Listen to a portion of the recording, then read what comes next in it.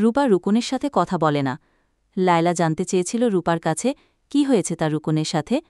রূপা জবাবে বলেছিল, ও আমার একটি খেলনা নষ্ট করে দিয়েছে। উত্তর শুনে লায়লা বিষয়টি তেমন সিরিয়াসভাবে নেয়নি। সেভাবে এমনটা হতেই পারে। এদিকে লায়লাও রুকনের প্রতি কিছুটা আসক্ত হয়ে যাচ্ছে, যা কিনা লায়লার আচরণে প্রকাশ হচ্ছিল। তার মধ্যে উল্লেখযোগ্য হচ্ছে, সারাদিন যেখানেই থাক না কেন একবার হলেও রুকনকে না দেখে থাকতে পারত না লায়লা। তাই সকালে, বিকালে, দুপুরে যখনই সুযোগ পায় রূপাকে নিয়ে বিভিন্ন বাহানায় দৌড়ে ছুটে আসে মাদ্রাসায় রুকনকে এক নজর দেখতে বা রুকনের সাথে কথা বলতে।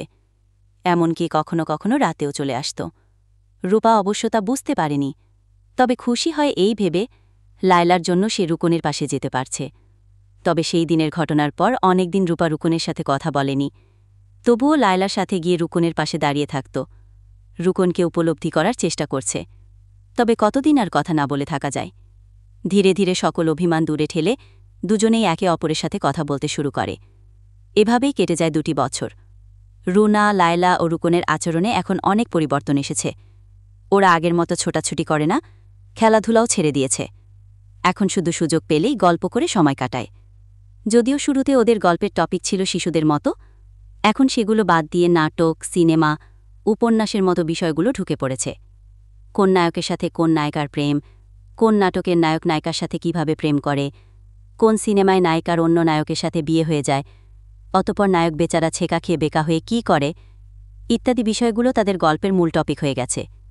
এইসব আলোচনা করে সময় পার করার পাশাপাশি ওরা শুক্রবার বিকালে বিকালে সিনেমা দেখে একসাথে মহিবুর কাকার ঘরে বসে সিনেমা দেখে। যদিও রূপাদের বাড়িতে টিভি আছে, তবুও রুকনের সাথে বসে সিনেমা দেখার জন্য মহিবুর কাকার ঘরে চলে আসে। বেশ ভালোই চলছিল ওদের দিন। এরই মাঝে রুকনের 2জন সমবয়সী সহপাঠী ভর্তি হয় মাদ্রাসায়, জালাল ও সাইফুল। জালাল সাইফুল আসার পর থেকে ওদের সাথে রুকনের সময়টা যেন আরও মধুর হয়ে গেছে। জালাল কোন মেয়েকে ভালোবাসে, সাইফুল কোন মেয়েকে পটানোর চেষ্টা করছে, এইসব আলোচনা ওদের মাঝে হতে হতে একসময় রুকনের মনেও প্রেমের উদয় হয়। কিন্তু সে ভেবে কিনারা করতে পারছে না সে কাকে ভালোবাসবে, কারণ লায়লা, রূপা 2 বোনকেই রুকনের ভালো লাগে। এইসব কথা জালাল ও সাইফুলের সাথে রুকন শেয়ার করলে সাইফুল পরামর্শ দেয়, তুই লায়লার সাথে প্রেম কর, কারণ আমি রূপার সাথে চান্স নিতে চাই। আর জালাল বলে, দেখ দোস্ত, লায়লা বয়সে তোর সমবয়সী হবে, তাই লায়লাকে বাদ দিয়ে তুই রূপাকে ধর। তাছাড়াও রূপা লায়লার চেয়ে সুন্দরী ও বুদ্ধিমান মেয়ে। এমন মেয়েকে জীবনসঙ্গী হিসেবে পাওয়া ভাগ্যের ব্যাপার। রুকন জালালের কথাই সায় দেয়। কিন্তু রূপাকে বলবে কি করে যে, রূপা, আমি তোমাকে ভালোবাসি? জালাল বলে, তুই অনুমতি দিলে আমি বলি তোর কথা রূপাকে।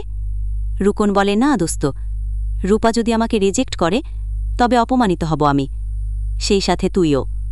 তাহলে উপায়? সাইফুল বলে, তুই চিঠি লিখে দে, দেখ কি রিপ্লে দেয়।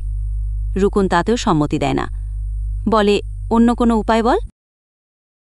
জালাল বলে, উপায় আরেকটা আছে, তবে সেইটা একটু দীর্ঘমেয়াদী। হোক না দীর্ঘমেয়াদী, তাতে কি? তাহলে শোন, এমন কিছু করতে হবে যাতে রূপা বুঝতে পারে তোর মনের কথা। রুকন তখন বলে, এইটাই উত্তম হবে।